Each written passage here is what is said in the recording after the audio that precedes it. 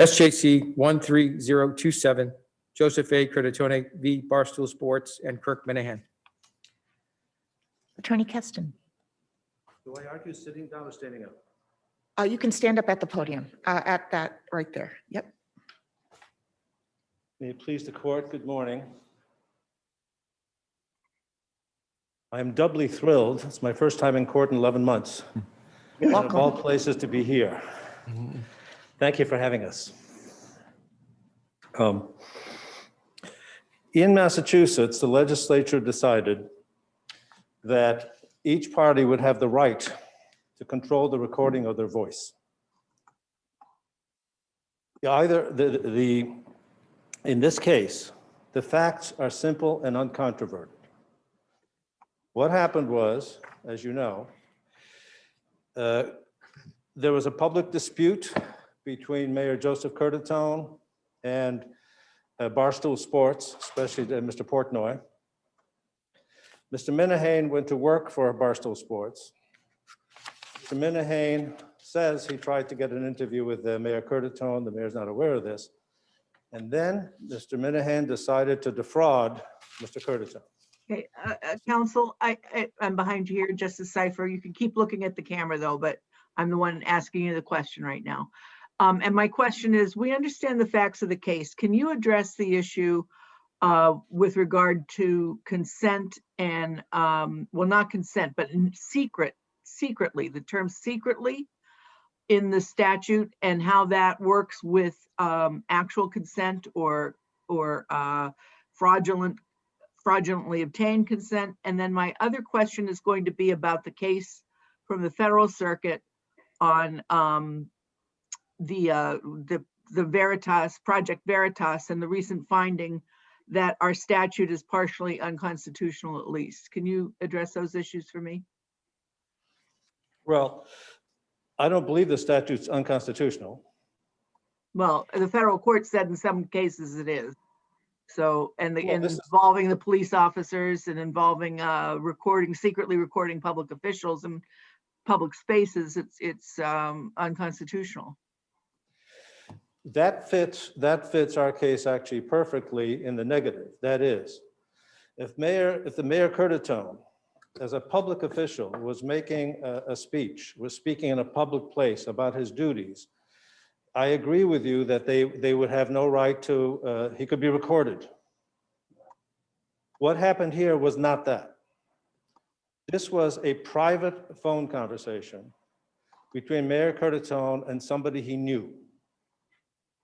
There's all these nuances to these cases, and in that if somebody calls you, doesn't tell you who they are, and tells you they're going to record you, they don't need you to agree. But if you keep talking, you have agreed, correct? That is how we interpret this. If you keep talking, you agree, even though you don't know who it is. You've decided to let anybody record. In this circumstance, that's not what happened. Mr. Minahan didn't say he identified himself. Before you leave that, Mr. Kirsten, but this is, I mean, it's a matter of public importance, right? Important enough for your client to want to, address the issue publicly. He's not speaking to his neighbor, he's speaking to a reporter for the Boston Globe. So it's not really a private conversation, it's a conversation on a public issue with a reporter. Doesn't that raise First Amendment issues as the First Circuit talks about in Veritas? I disagree. It would raise, it's odd answering your question without looking at you. Yeah, no, you can look wherever you like. We're all in this sort of 360 process here. So go ahead. Mm-hmm. No, he agreed to speak to a reporter that he knew, a friend. If you listen to the conversation, which we've attached, Mr. Minahan even goes so far as to reference a mutual friend. So the conversation never would have happened. The secret is that he agreed to a conversation with Kevin Cullen. And he was deceived, deliberately deceived by Mr. Minahan. There's no First Amendment issue here. Counsel, how is your proposed interpretation of the statute any different than if the statute did not use the word secretly? If the statute did not use the word secretly, then Yeah, it's- that is, the statute says secretly recording an oral communication by a person other than the person given authority.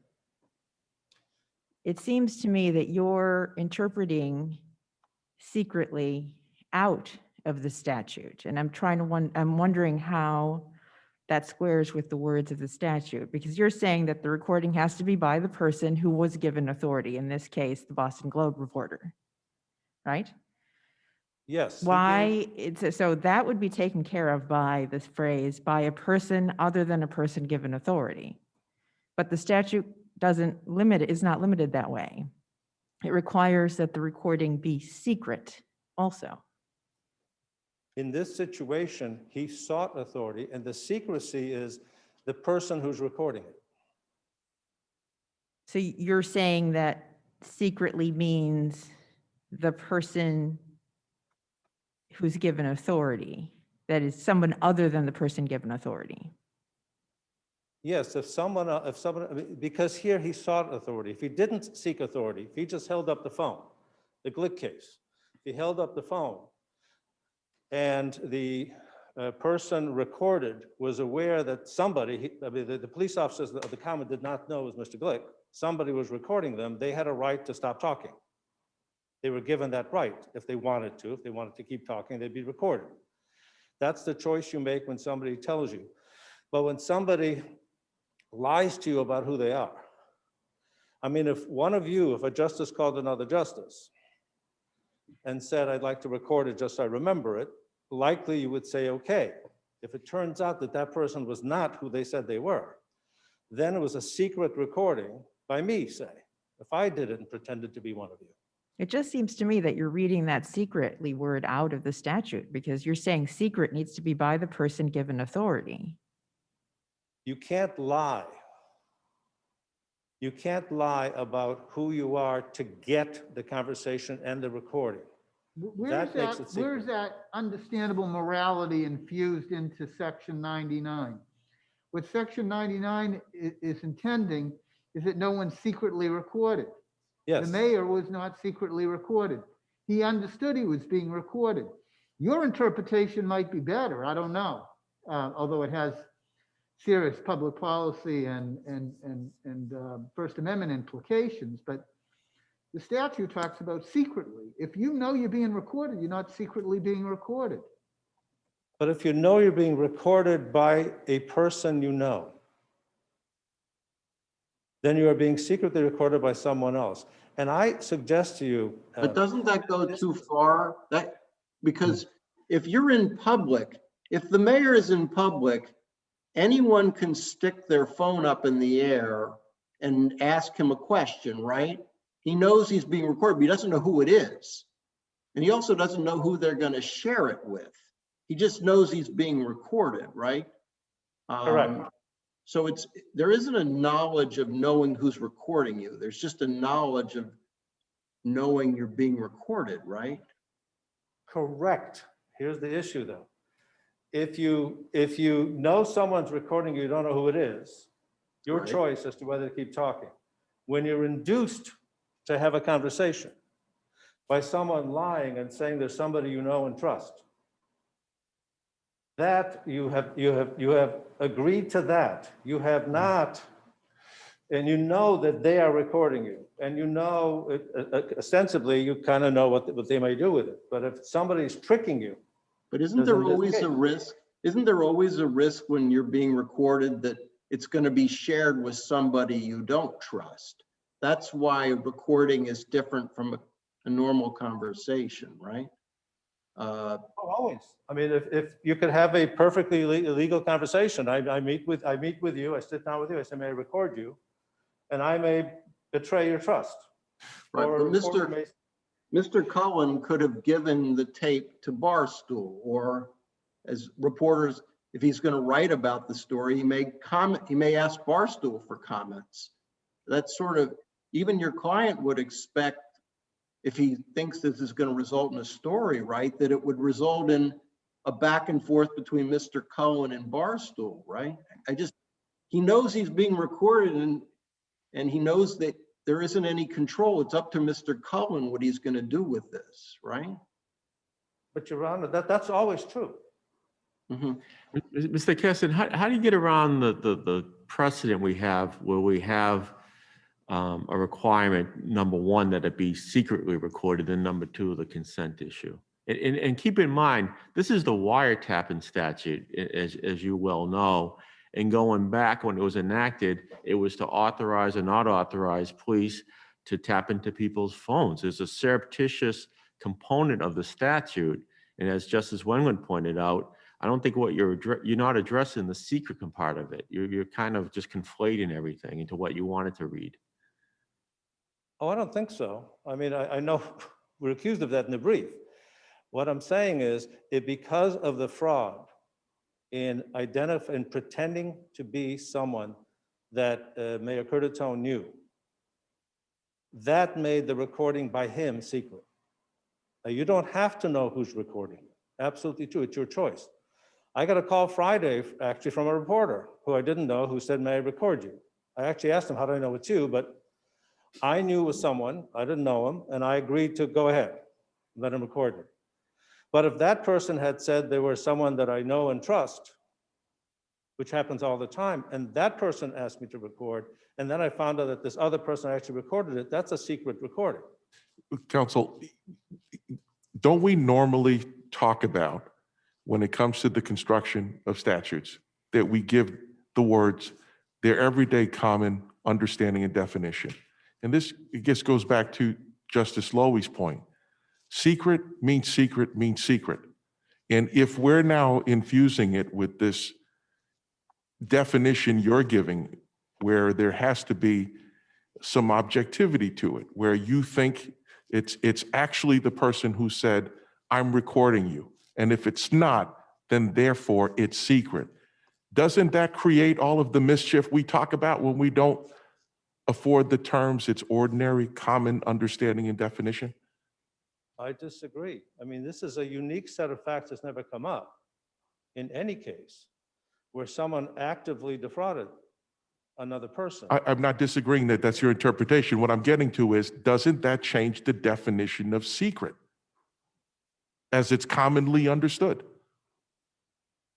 I don't think so. I think it's secret if it's somebody else. Again, he identified himself. If he didn't, and then that recording is secret by lying to get the conversation in the first place, and then to say, "I'm going to record you. May I record you?" He actually asked. Counsel, if we adopt your definition of secretly, that is recording by somebody other than the person that you thought you were agreeing to, how does that square, and this goes back to Justice Cypher's question that kicked off your oral argument, which how does that square with the First Amendment and the recent First Circuit decision?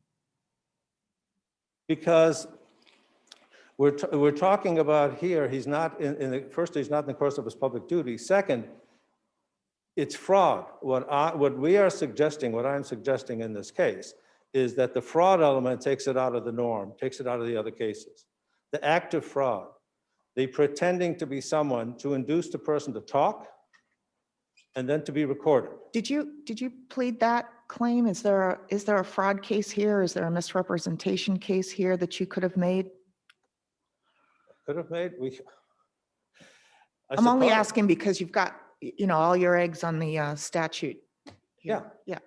And so were there any other? Well, I tell you, when I looked at it, I thought it was a clear-cut violation Mhm. of the statute when Minahane did this. I understand. knew I enough. think I understand why your client was not happy with it. I completely understand that. But I'm just trying to figure out how this is a secret recording. And I understand your argument about it. But if he knew about the recording, and this is a wiretap statute, which was created to keep people from surreptitiously recording another person, that just isn't what happened in this particular case. I understand that he was induced by fraud to give his consent, but I'm not sure that that fits within this particular statute. It's not, I hear you, it's not just his consent. but even the conversation, even to continue talking. None of this would have happened. And I say that, I mean, that's how I suggest to you. And I suggest to you, there's no slippery slope here. There's no broad public policy implications. This doesn't happen. It happened the one time. We couldn't find any case like it where something like this happened. I think it happens fairly frequently with people who get tricked. They think they're talking to one person, they're talking to another, and then it gets put on. In one-party consent states. That's why in Demoulas, they lured the young man to New York. In many states, there's one-party consent. So they get people into one-party consent states, they can do all this. But Massachusetts is a two-party consent state, so you can't. It's illegal. Okay. Does anyone have any other questions? No, thank you. Thank you. Great. Thank you so much, Mr. Keston. Thank you, it was my pleasure. Attorney Moss.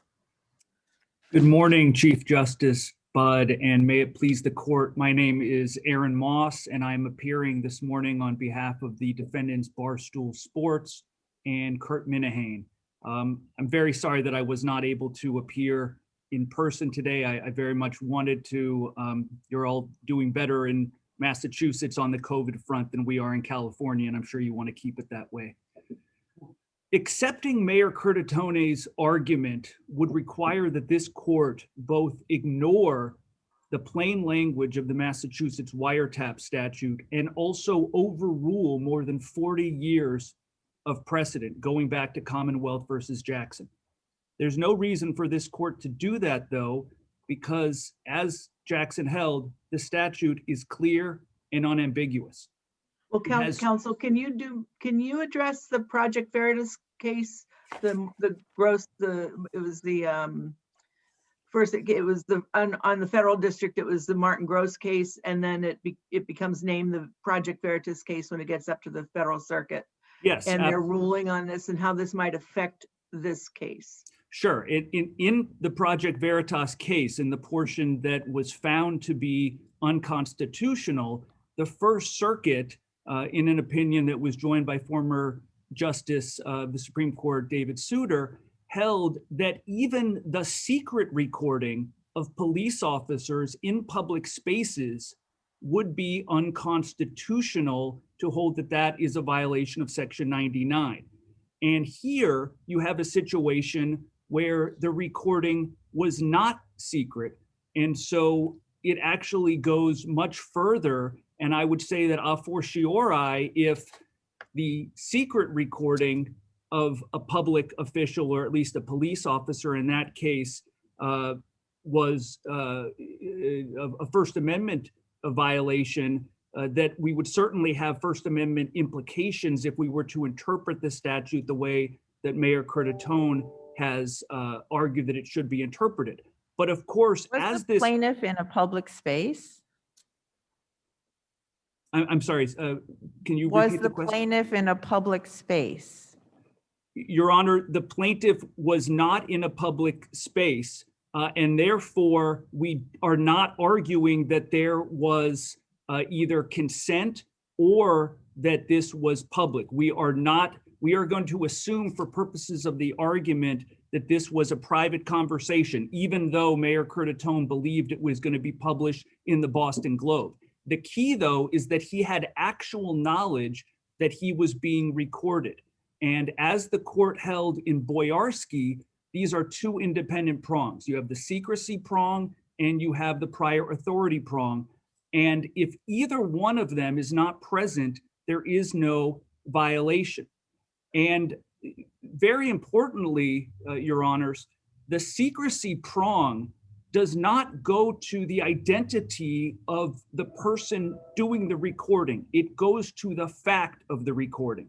And we know that from a number of cases. For example, in Jackson, the first case that this court construed the statute, in that case, the caller, the kidnapper, he believed that he was being recorded by the police. Well, in fact, he was actually being recorded by the kidnapping victim's brother. He knew though, and he demonstrated knowledge by saying, I know the phone is being tapped, but hey, that's cool. And he continued talking with indifference to the fact that he knew he was being recorded. And so in that situation, the Supreme Judicial Court held that because he had actual knowledge of the recording, it was not secret and therefore not a violation of the statute, even though he had not consented. Can I ask, I don't understand how consent works. If there's a secrecy requirement, how do you consent to, why do we even worry about consent? I'm just not sure I understand what its role is. If something is secret and it's dispositive, if it's not secret, it's dispositive, what role does consent play? I just don't understand it. Sure, no, and it's a great question. I can certainly think of certain examples where you would have a secret recording and the question of consent would be predominant. For example, if the mayor were to call a press conference and a number of reporters showed up and they had iPhones hidden in their pockets and they were recording that, then the question would be, well, did he, by virtue of inviting those reporters to the press conference, can he be deemed to have consented to that recording, even though he may not have had actual knowledge of who exactly or who, if anybody, was actually recording? But I grant the fact that in most cases, if there is actual knowledge of the recording, that's going to be dispositive.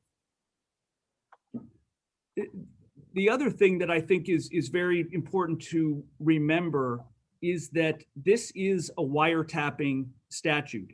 And so it was designed to achieve a narrow purpose.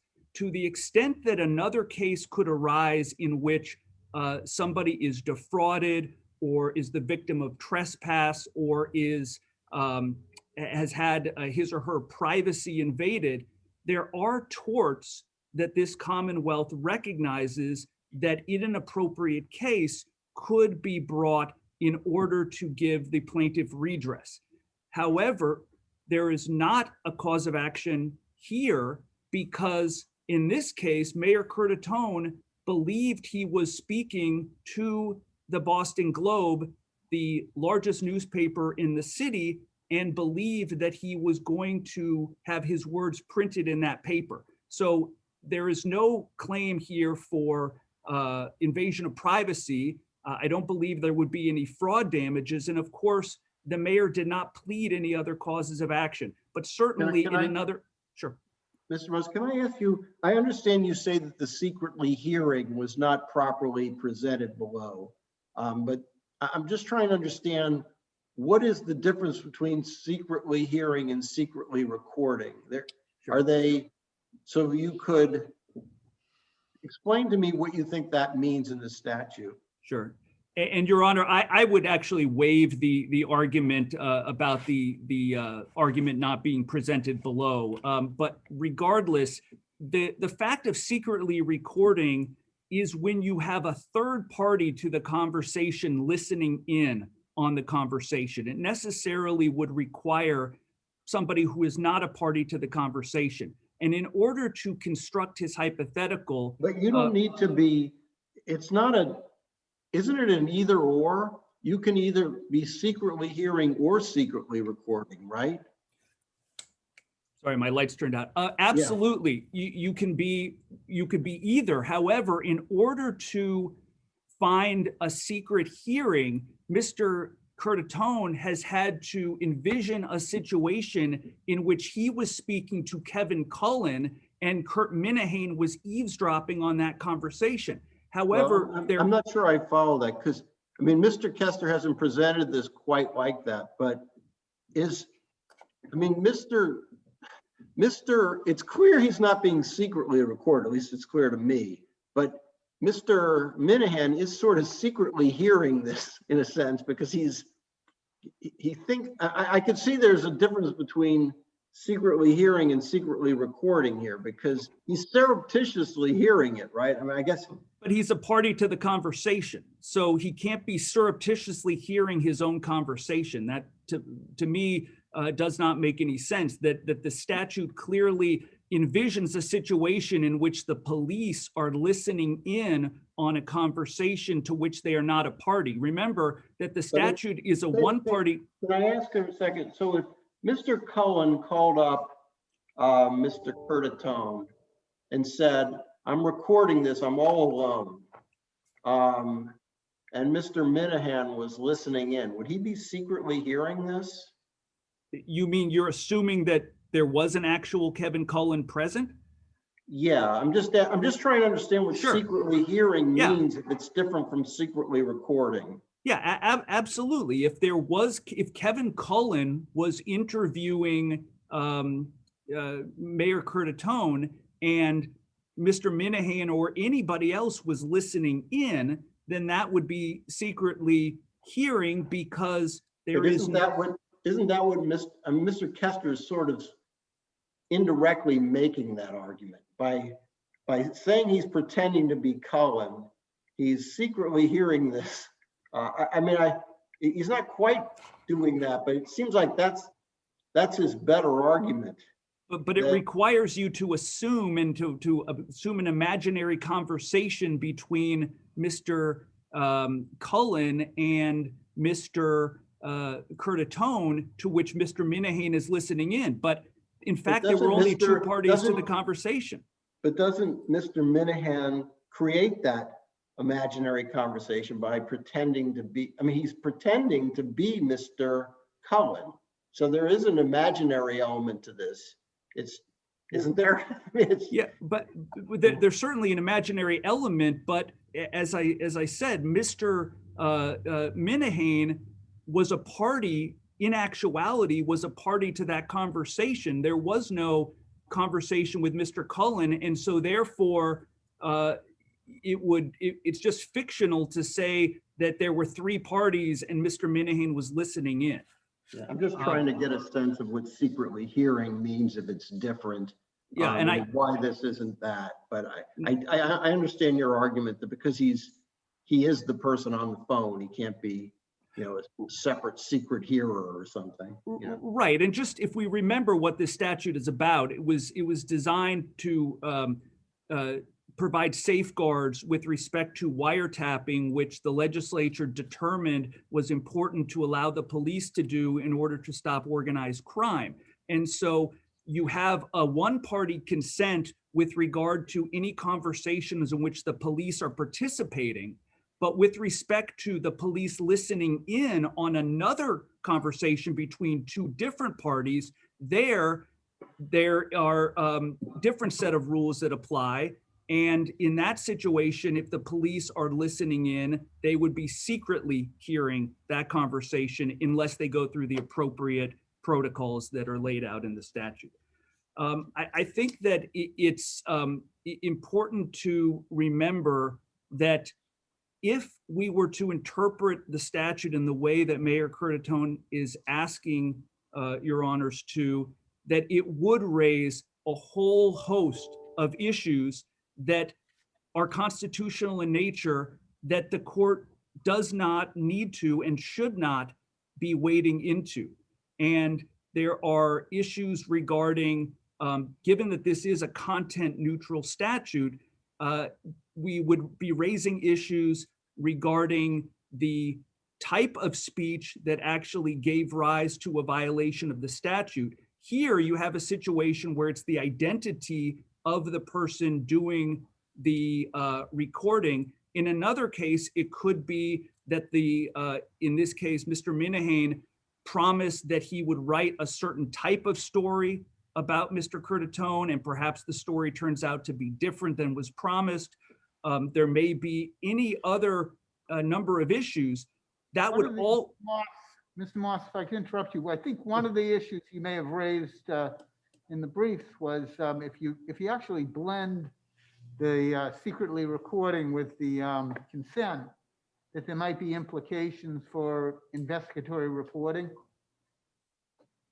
Sure, yeah, absolutely. Because if you take this to mean that the person who is being recorded needs to fully understand all the aspects or the identity certainly of the person doing the recording, then even if that person does not affirmatively say that he is somebody else, if he is blending into a crowd, if he's, for example, shows up at the Capitol wearing a MAGA hat in order to interview the people who are storming the Capitol, the person being recorded could then later say, well, I assumed that this was one of us, and so therefore I spoke to him, but it would raise any number of issues that would prevent the legitimate news gathering. And I think this is what's very important about the Project Veritas case, is that the news gathering function is just as important for the First Amendment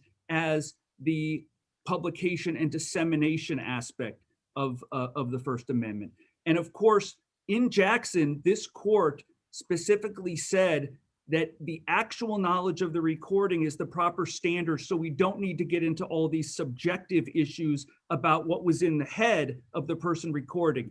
And sticking to the statutory interpretation that this court has adopted for the past 40 years would allow us to continue to avoid these important constitutional issues that would otherwise be raised.